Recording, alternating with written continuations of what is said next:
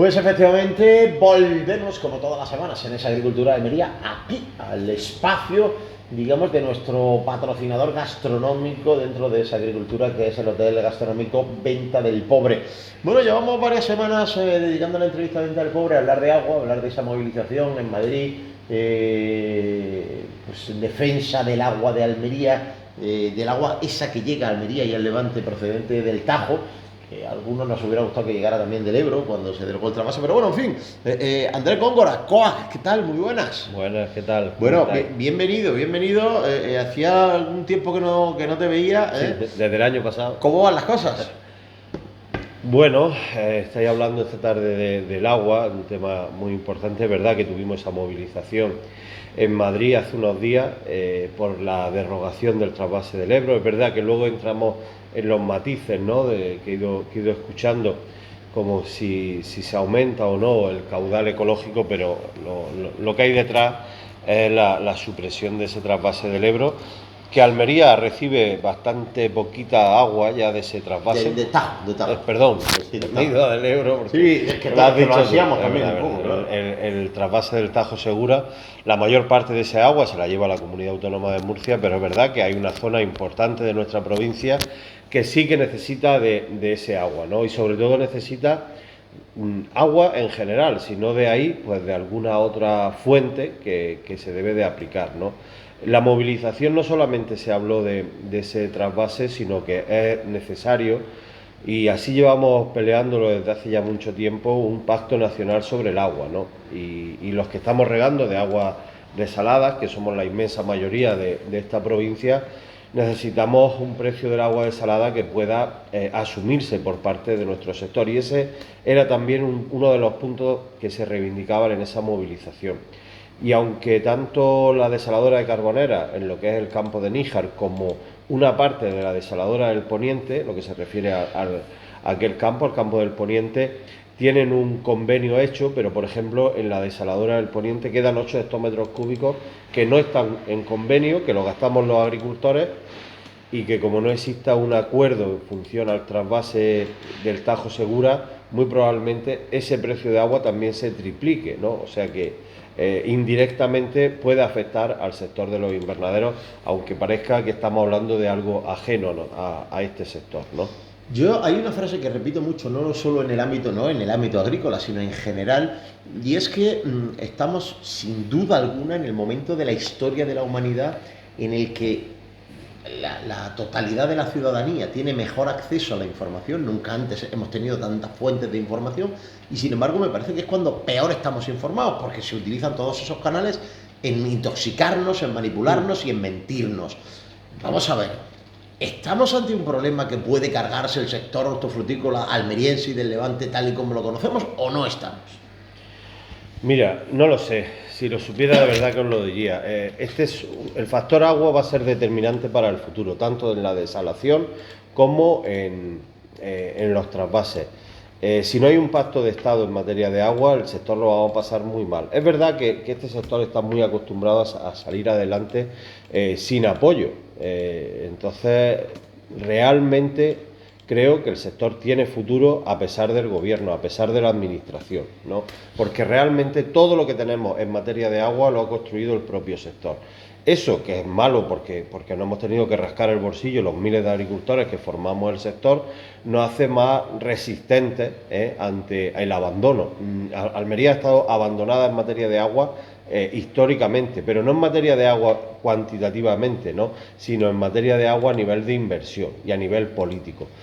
No va a ser el factor más determinante si es que el sector se tiene que ir al garete, ¿no?, sino que va a haber otros factores, como por ejemplo las importaciones de terceros países, la liberalización comercial, la que realmente puede ponernos en jaque, porque ahí es donde está nuestro talón de Aquiles, por decirlo así. El agua es un factor más de sufrimiento, pero ya pagamos suficientemente un precio de agua alta. ¿Qué nos va a solventar las cuestiones que tienen que ver con el agua? La tecnología. Realmente Almería va a apostar por la desalación de una o de otra forma, con desaladoras públicas, con desaladoras privadas, pero va a ser nuestra garantía de abastecimiento. ¿Eso va a significar un coste económico alto? Sí, ya lo está suponiendo, de hecho. Por eso te decía, es decir, el modelo tal y como está ahora mismo es sostenible, es afrontable con el coste agua que supone la desalación, o habría que introducir tantos cambios en el modelo que pasaríamos a tener otro modelo parecido. Pero al final el coste agua, que es importante, no es de desmerecer, pero no es el determinante. Mirad, un agricultor de Almería se gasta con el precio actual del agua desalada en torno a 7.000 metros cúbicos, que nos pueden estar costando aproximadamente unos 4.000 euros por hectárea al año. Esa misma hectárea, en cuestión de, por ejemplo, mano de obra, ¿vale?, de salario y seguridad social, se está gastando 40.000 euros. ¿Es determinante el agua? Sí. ¿Es determinante otros factores? Por supuesto que sí, y mucho más. Entonces, el mercado te puede dar el dinero suficiente como para poder pagar ese sobrecoste del agua, pero luego hay otro factor que es determinante, que son las cargas de impuestos, las cargas sociales, la mano de obra, etcétera, etcétera, ¿no? O sea, ahora mismo nos preocupa muchísimo más los temas relacionados con el aumento de costes que el agua. ¿Dónde está el problema con el agua? El que te falte, el que no la tenga. El problema no es tanto el precio, que también lo es, ¿no? Pero cuando no la tienes, esto es una fábrica, el sector agrario. Tú imagínate que no tuviéramos una fábrica de coches, no tuviera tornillos. Estarían preocupados, no podrían hacer coches. Eso es lo que nos pasa con el agua. Se me ocurre un jueguecito diabólico, ¿no? Si viniera algún gobierno y nos diera a elegir, venga, elegir entre que os hagamos un trasvase y así el agua cuesta más barato, o que bajemos los costes laborales. Bueno, evidentemente los costes laborales, ¿no? Cualquier agricultor de Almería, su factura mayor hoy por hoy son los costes laborales. Los costes laborales hay que pagar unos salarios dignos, no es el problema pagar los salarios, el problema es poder recaudar una renta, un dinero suficiente por la venta de nuestras hortalizas. No estoy diciendo que nuestros trabajadores cobren de más, ni mucho menos, pero las cargas sociales empiezan a ponerse en algunas empresas muy cuesta arriba. Ten en cuenta que de cada euro que se lleva, que se paga por los costes sociales, por las cargas laborales en una empresa, 30 céntimos son impuestos, ¿no?, que no se lo lleva el trabajador a su casa. Eso se empieza a ponerse un poquito cuesta arriba y cada vez más. Ahora hay una nueva revisión sobre las cotizaciones de los autónomos. En la provincia de Almería va a subir el sello de los autónomos a la inmensa mayoría de los agricultores a partir de este año, 2023. Y lo que se viene escuchando es que cada vez nos va a ir costando un poquito más las cuestiones relacionadas con la mano de obra. Es el gran coste de producción que tiene nuestro sector. Bueno, y en otro orden de cosas así más genérico, más general, porque claro, estamos hablando tanto de agua que se nos olvida que estamos en la parte gruesa de la campaña hortofrutícola, estamos en la tanda de penaltis, ¿no?, en ese momento en el que nos lo jugamos todo, ¿no? ¿Cómo están las cosas? Pues mira, esta semana, como esto, tenemos un sector, vosotros que sois muy deportistas, muy deportivos, se puede hablar del sector casi como minuto y resultado, ¿no? Pues esta semana, bueno, los precios han ido mejorando considerablemente, pero el otoño ha sido realmente malo. El tomate ha estado prácticamente hasta mediados de este mes, o sea, prácticamente hasta antes de ayer, con los precios tirados por el suelo, ¿no? El pimiento le ha costado mucho trabajo, sigue estando bajo. El pepino es el que mejor se está comportando. Calabacín, y ahí estoy seguro que la culpa la tiene las importaciones de Marruecos, con precios muy, muy bajos para estas fechas. Han estado a 30, 40 céntimos durante todo el mes de diciembre. Y lo que sí empezamos a ver es cómo nuestra estructura comercial empieza a verse agotada. Mirad, en la Feria de Madrid, en el mes de octubre, todo el mundo decía que iba a ser un año con mucha demanda, con muchos pedidos. Que iban a venir a quitárnoslo de las manos. ¿Ah, que sí? Pues ha pasado octubre, ha pasado noviembre, ha pasado diciembre, y lo que había es un atasco de producción muy, muy importante con los precios tirados, ¿no? O sea que el sector empieza a agotarse. Luego, nosotros estamos convencidos que lo que hay, no tenemos el dato, saldrá dentro de unos meses, pero hay un desplome en cuanto al consumo de frutas y hortalizas, tanto en los hogares españoles como en el contexto europeo, que es nuestro mayor mercado. El precio que se le está poniendo a las frutas y hortalizas, el sobrecoste que tiene la alimentación, está siendo un freno al consumo, y de las expectativas de venta que se tenían, pues la realidad es que se está vendiendo bastante menos de lo que se esperaba.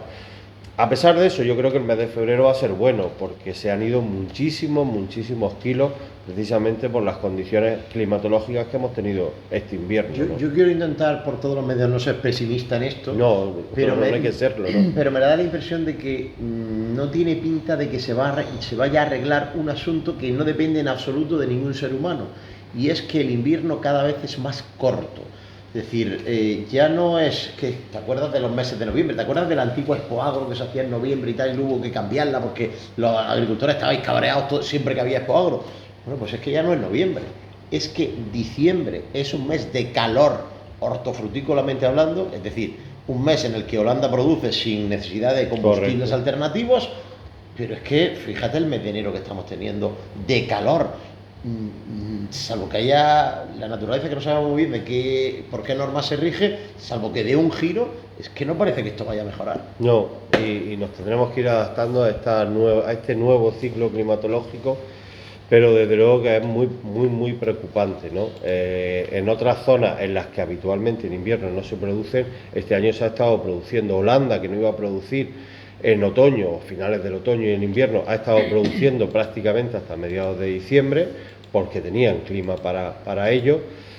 Pero bueno, también hay una demanda, se supone que hay una demanda de cada vez más productos. Yo creo que aquí el debate fuerte está en la formación de los precios. Mirar, a final de año se anunció la reducción del IVA para las frutas y hortalizas. Han pasado 2 semanas, 3 semanas, y nada se sabe de eso.